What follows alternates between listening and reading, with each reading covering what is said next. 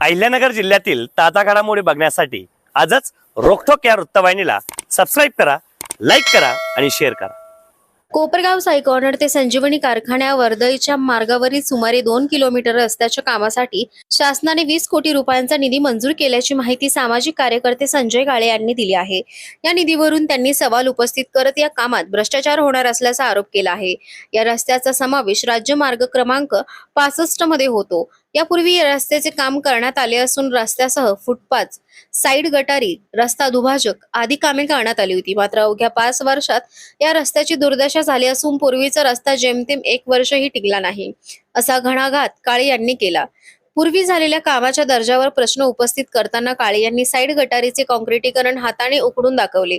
निकृष्ट दर्जाचे काम झाल्याचा आरोप करत पूर्वीच्या रस्त्याच्या कामात भ्रष्टाचार झाल्याचा आरोपही त्यांनी केला। त्यामुळे आता पुन्हा याच रस्त्यासाठी 20 कोटी रुपयांचा निधी मंजूर करण्याची गरज काय, असा सवाल त्यांनी उपस्थित केला। दुसरीकडे राष्ट्रीय महामार्ग क्रमांक 160B अंतर्गत पुलतांबा चौफुली ते झगडे फाटा सुमारे 7.2 किलोमीटर रस्त्याच्या काँक्रिटीकरणासाठी 19 कोटी 60 लाख रुपये मंजूर झाल्याचा दाखला देत 7.2 किलोमीटरसाठी 19.60 कोटी आणि साई कॉर्नर ते संजीवनी कारखाने अवघ्या 2 किलोमीटरसाठी 20 कोटी रुपये का, असा सवाल काळे यांनी उपस्थित केला। 5 वर्षात रस्त्याची दुर्दशा होते। पूर्वीचा रस्ता वर्षभरही टिकत नाही आणि आता पुन्हा 2 किलोमीटरसाठी 20 कोटी रुपये मंजूर केले जातात। हा नेमका विकासाचा हिशोब काय, असा सवाल करत काळे यांनी या कामाच्या खर्चाची, दर्जाची आणि पूर्वी झालेल्या कामाची चौकशी करण्याची मागणी केली आहे। साई कॉर्नर रेल्वे स्टेशन हा रस्ता मोठा वर्दळीचा रस्ता, राष्ट्रीय महामार्ग क्रमांक 65 या रस्त्याचं नामकरण आहे। या रस्त्याने कोपरगाव रेल्वे स्टेशनला मालधक्का आहे। तिथे युरिया उतरते, सिमेंट उतरतं, तिथे साखर अपलोड होते, असा कांदा अपलोड होतो, असा हा खूप रहदारीचा आणि जड वाहतुकीचा रस्ता आहे। या ठिकाणी संजीवनी सहकारी साखर कारखाना आहे, औद्योगिक वसाहत आहे आणि जिनिंग प्रेसिंग कारखाना देखील आहे। या ठिकाणी त्यांची देखील मोठी वाहतूक आहे। जवळजवळ 10,000 विद्यार्थी ह्या रस्त्यावरून रोज अपडाऊन करतात। जवळजवळ 5,000 कर्मचारी ह्या रस्त्यावर तर रोज अपडाऊन करतात। असा हा महत्त्वाचा रस्ता कोपरगाव शहराच्या दृष्टीने, परंतु याकडे दुर्लक्षित झालेला। 2015-16च्या 7 कोटी 70 लाखाचा निधी आला आणि करोनाच्या काळामध्ये 2022-21 मध्ये हा रस्ता पूर्ण झाला।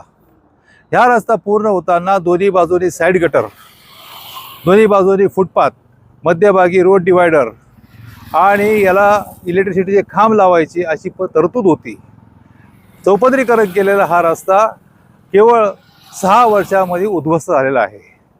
आपण बघू शकता की काही न करता गटारी पडलेल्या आहेत। फुटपाथवर एक माणूस चाललेला नाही, गटारीमधून एक थेंब पाणी वाहिलेलं नाही गेल्या 5 वर्षामध्ये।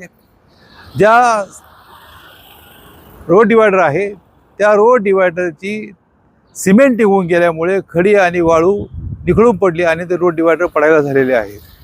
अशी परिस्थिती आणि जवळजवळ 5 वर्षापासून, म्हणजे फक्त एकच वर्ष चांगला रस्ता पाहायला भेटला, 5 वर्षापासून ह्या रस्त्याची चाळण झालेली आहे।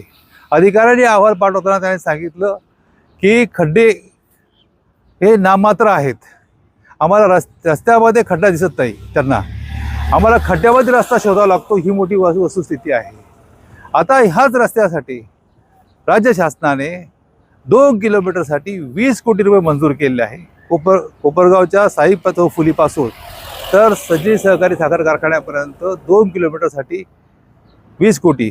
तिथून पुढचा जो 630 मीटरचा रस्ता आहे तो मागेही वंचित होता, आजही वंचित राहणार, स्टेशनपर्यंत खड्डेमय रस्ता राहणार, अजूनपर्यंत तो रस्ता कधीच झालेला नाही, ही वस्तुस्थिती आहे। आपण एका बाजूला जर बघितलं कोपरगाव ह्याच रस्त्याचा पुढचा भाग जो आहे, या रस्त्याला कनेक्टिव्ह रोड जो आहे तो नॅशनल हायवे क्रमांक 160B म्हणजे पुलतांबा चौफुली ते झगडे फाटा, ह्या रस्त्यासाठी 7 किलोमीटरसाठी 19 कोटी आणि 60 लाख रुपये मंजूर आहेत। ते काँक्रिटीकरणासाठी दोन्हीकडे काँक्रिटीकरण होणार आहे। ते 7 किलोमीटरमध्ये 7 किलोमीटरसाठी 19.60 कोटी रुपये आलेत आणि 2 किलोमीटरसाठी 20 कोटी।